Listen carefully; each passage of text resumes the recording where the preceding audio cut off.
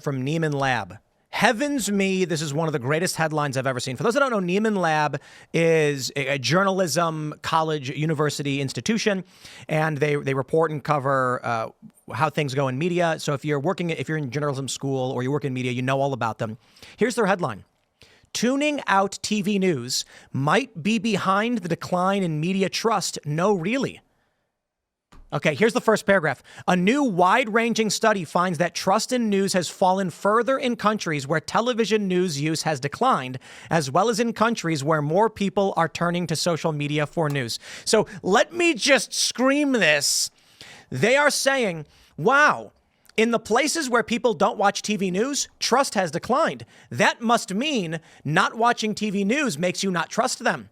Perhaps they could look back, think for 2 seconds, and realize people have dumped TV news because they're lying. That makes more sense. Holy crap. This is like something that my son was telling me about, where he was saying that the children of atheists have higher reading levels. And I was like, that's because atheists are mostly intellectuals who went to college. Like, that's why. It's not about the religion.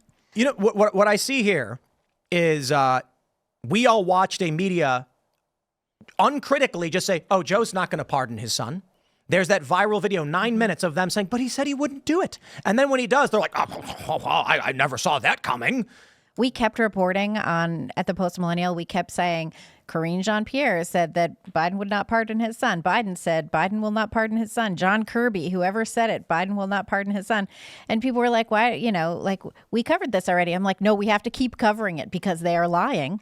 And that's going to come out. And we need the record of these lies. And of course, no one was surprised when Hunter Biden was pardoned. Yeah, I know. The people who were surprised, like, where have you guys been? Like, obviously, this was going to happen. And then NBC reported that they were considering it back in June after the first conviction on the gun charges. And of course they were, you guys. Of course. But this is for everybody. Do you get the sense that the rank and file Democrat, do you think that they were surprised? Because I feel like they. I kind of agree with Cenk on this, though. Cenk on this one, because he's saying that the unity is the main thing, that they have to go along. So I don't even think that they know whether or not they feel that they were deceived. They were surprised because they're marching in lockstep with the approved line, and then overnight it changed without them knowing. But they keep going along with the approved line, whatever it is. They're like, oh, we're going this way. Oh, now we're going this way. Now our hair is blue. Now we're screaming. Now we're not. Cenk, I'd like. Yeah, so this is the part that I agree with you guys most on.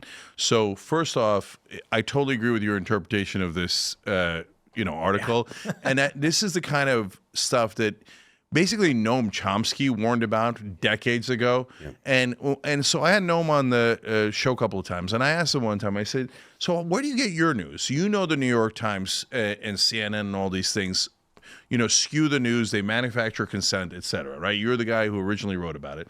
So he says, what I do is I read the New York Times or Washington Post just for the facts, and I ignore all other words, sentences, etc., because that's their BS interpretation. So this is a good example. So, TV viewing has gone down. That's a fact. No problem, right? Trust in media has gone down. That's a fact. No problem, right? And then they say that's because people aren't watching TV, and that's why, and they hate online media. No, that's not a fact. You made that part up, okay? I could take those two facts, and as Tim said, I could interpret that correctly as, they decline in trust in media. That's why they stop watching TV. Like, it's super obvious. That's a better explanation. And the fact that they write it as if they're writing an objective piece, right, with the exact opposite interpretation is what is maddening. And so that's what I mean by the establishment prison. They all have certain, talking points and a certain groupthink, and they're going to shove that down your throat. And unfortunately these days, and what I'm greatly frustrated by the Democratic Party, and that's why I want to reform it, is that yes, it's more true of Democrats these days, and that is why they get confused on the pardon, right? Because to answer your question, guys, they really believe everything Joe Biden says. So when Joe Biden said he wasn't going to pardon his son, the mainstream Democratic voters thought, oh, that means that Joe Biden's a saint. He never lies, right? Trump's a giant liar, but all the Republicans are liars. Mitch McConnell's a liar, et cetera. But Pelosi and Biden have never told a lie. They're angels, right? I mean, I got yelled at on NPR because I said, look, Mitch McConnell takes $1 billion. and serves as donors, right? And everybody's like, generally, yeah, right. And I said, Nancy Pelosi takes $1 billion and serves her donors, right? They're like, how dare you, right? And then the listeners are irate, the host is irate, etc., right? Blasphemy. So when Joe Biden says he's not going to pardon him, they genuinely believed it. And so they're shocked. And what I've been saying all along is, guys, establishment politicians are all liars, like through and through. Because the central lie of both the politicians and the establishment media is the donors are not in charge. Well, let me. The donors have nothing to do with anything. And you know, there is no establishment. I was on Piers Morgan, and this is a really interesting story, right? And a sample. Dan Crenshaw, who's more establishment as a politician, right? Dan Crenshaw goes, I said this exact same thing, and he goes, oh, that's ridiculous. There is no establishment, okay? And we don't do what our donors tell us. And I was like, hold on. Vinny, what do you think? Vinny from Patrick Bet-David's show, right? Right-wing populist. He's like, of course there's an establishment, and of course you guys do what your donors tell you to do, right? See, there is the realignment. Populists agreeing and against the establishment. I'm trying to have a little bit of nuance here because I feel like you use the establishment as a catch-all when there are multiple different interests at play and they're often against one another. So, for example, we'll call Nancy Pelosi and Joe Biden both the establishment. But guess what? Nancy Pelosi was behind kind of stabbing Joe Biden in the back. I'm kind of asking this because for all your political opponents, it seems all of them are only motivated by money all of the time. However, for who are all the candidates you support, all of them are so pure-hearted. So isn't that simple where it's just like, no, you know, if you are a Republican, it's just... He said Pelosi and McConnell are both... No, not Pelosi. I'm saying Pelosi and Joe Biden. These are establishments of the same party. I'm just saying there's multiple... The establishment is too catch-all, and there are multiple different interests, powerful interests at play, and they're often antithetical to one another. Yeah. So, like, there's big tech. There's big tech influence, and they raise a ton of money. Elon Musk raised over $100 million, but apparently it's only he didn't raise it. He gave it. He gave it, but when Zuckerberg Miriam went the other Adelson way. gives $100 million to Donald Trump, it's a bigger deal, and we'll No, harp I on think that. both are a big deal. Oh, okay, but it just seems like you seem to focus on that one a little Tim bit more Mellon than the gave others. even more. Tim Mellon gave $170 million. So Is it a problem when we have So, big but Democrat I donors? want to talk about media, and so I want to. Can I just answer him real quick on one thing?